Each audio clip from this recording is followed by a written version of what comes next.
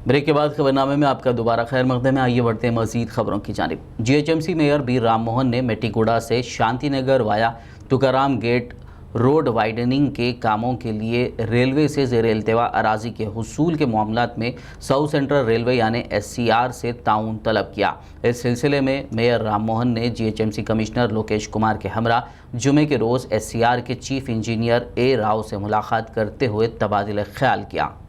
राजेंद्र नगर में वाक़ई agricultural university के कैंपस में जुमेरात की देर रात एक तेंदुए को देखा गया, जिसके बाद जंगलात के अहदेदारों और पुलिस ने वहां रहने वालों को चौकस रहने का मशवरा दिया।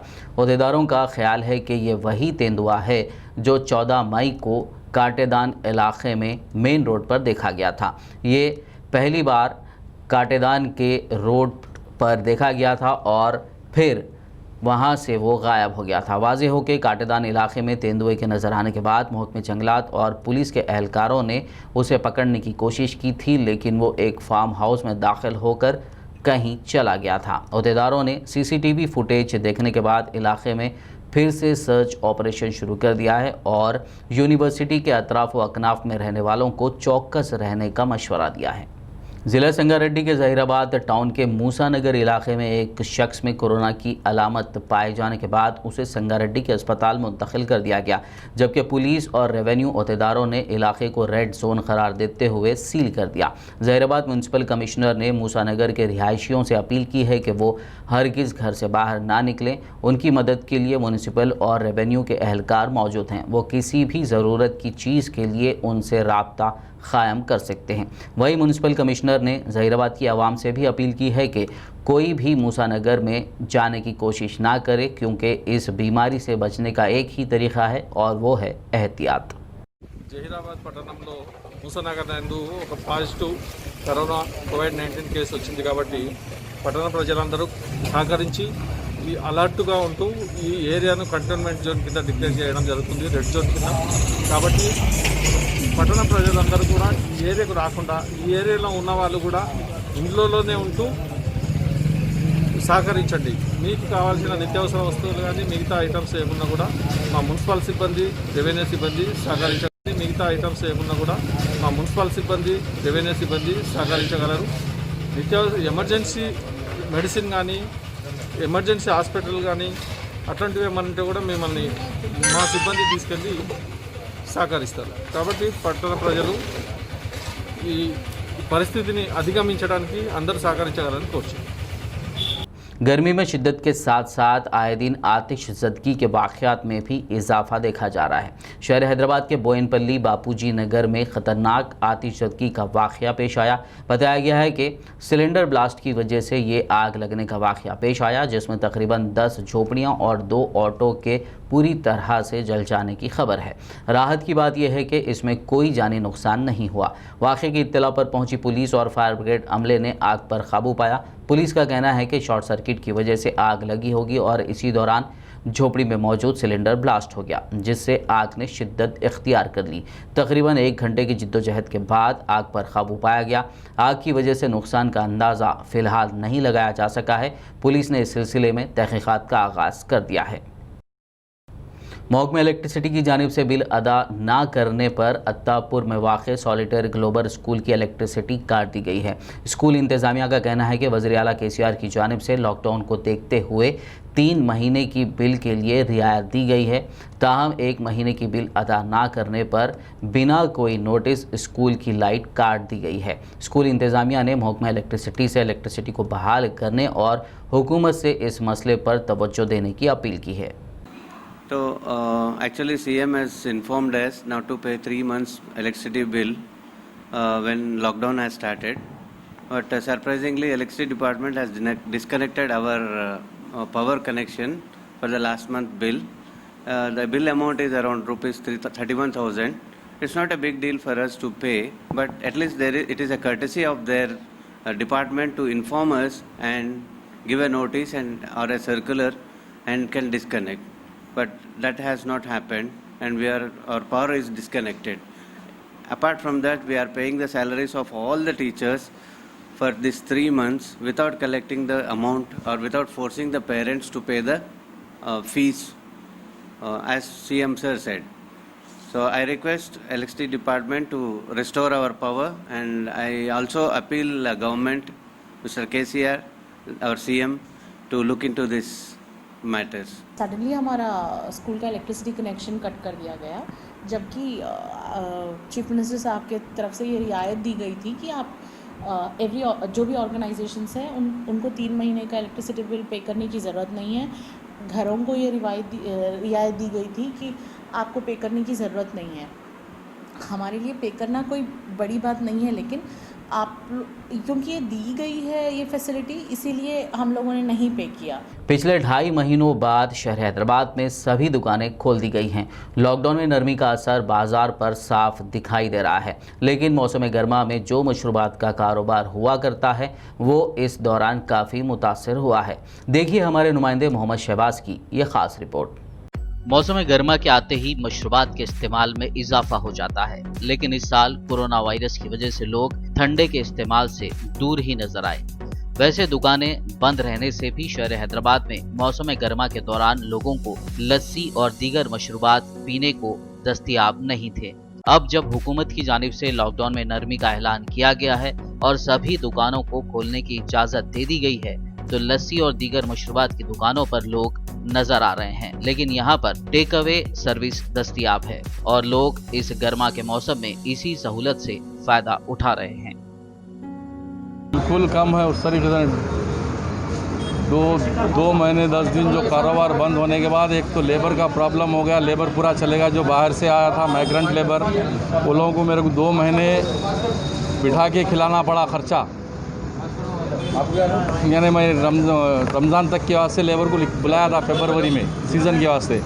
उसके बाद मार्च की 22 तारीख से जो लॉकडाउन हुआ, लेबर को रख के खिला के उन लोगों का खर्चा पानी दे के आखिरी में भेज देना पड़ा रमज़ान में।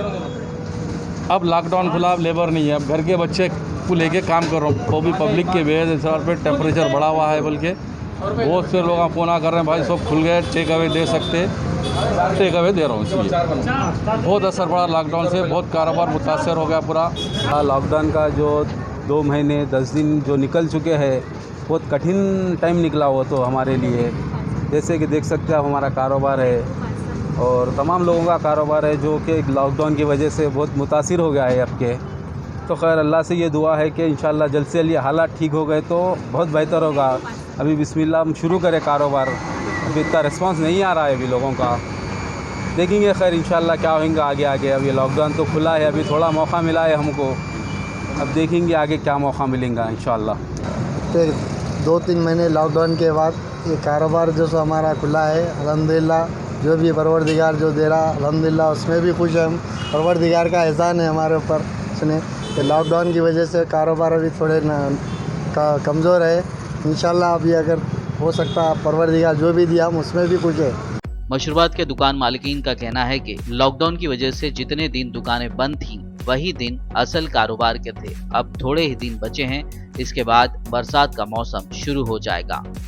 तकरीबन 60-70% लॉस है सीज़न का जो बिज़नेस होता, यानी 1 मार्च से 10 जून तक जो हमारा 100 डेज़ का सीज़न होता है ये समर, उस समर में तकरीबन 60-70% लॉस। यानी साल भर की जो कमाई हमारी होती थी बिल्कुल नहीं के बराबर है। अब हमारे को ये सोचना है साल भर कैसा चलाना, यानी आने वाला साल ये सीज़न में निकलता था हमारा खर्चा पानी, अब जो है सो बहुत मुश्किल है निकालना।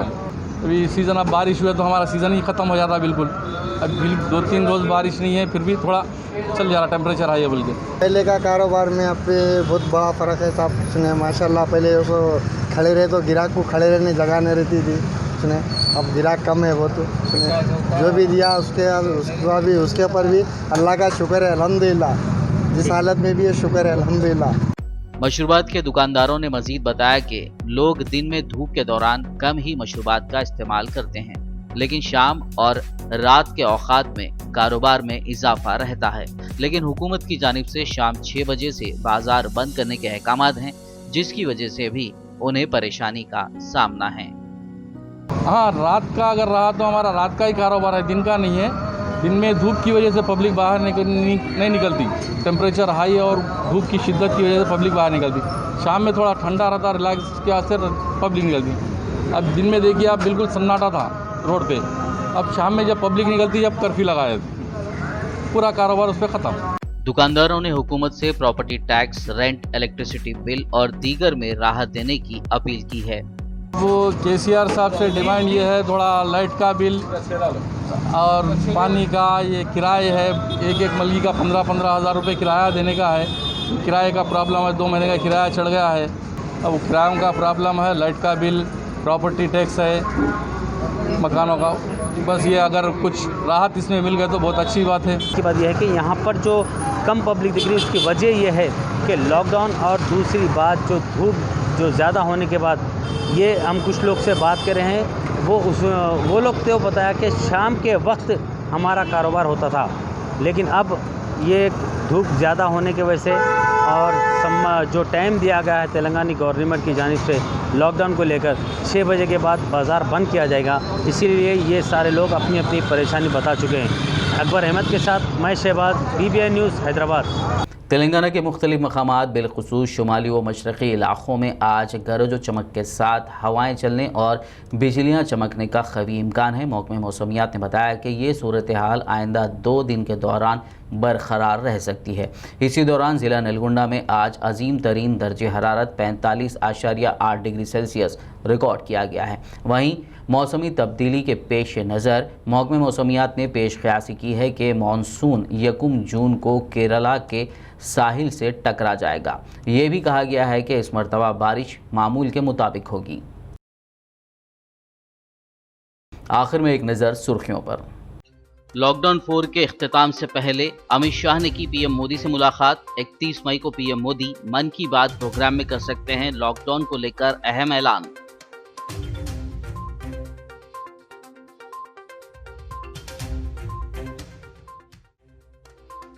छत्तीसगढ़ के पहले वजीर आला अजीत जोगी का हुआ निधन। सदर, वजीर आजम और दीगर सियासी कायदीन ने किया दुख का इजहार।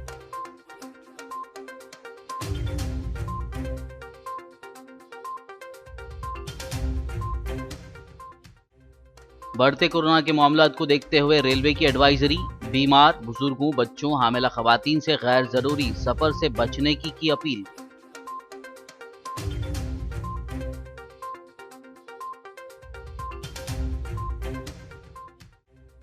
वज़ीर आला केसीआर ने किया कोंडा पोचम्मा रिजर्वायर का इफ्तिताह। मजलिस के सदर असदुद्दीन ओवैसी ने ट्वीट के जरिए दी मुबारकबाद।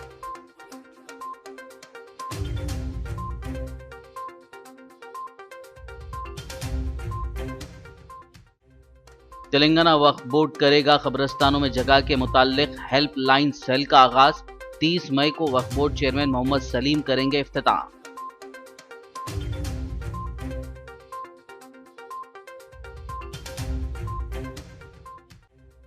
यकुम जून को केरल के साहिल पर दस्तक देगा मानसून। महकमे मौसमियात की पेश क़यासी, कहा इस मरतबा बारिश होगी मामूल के मुताबिक।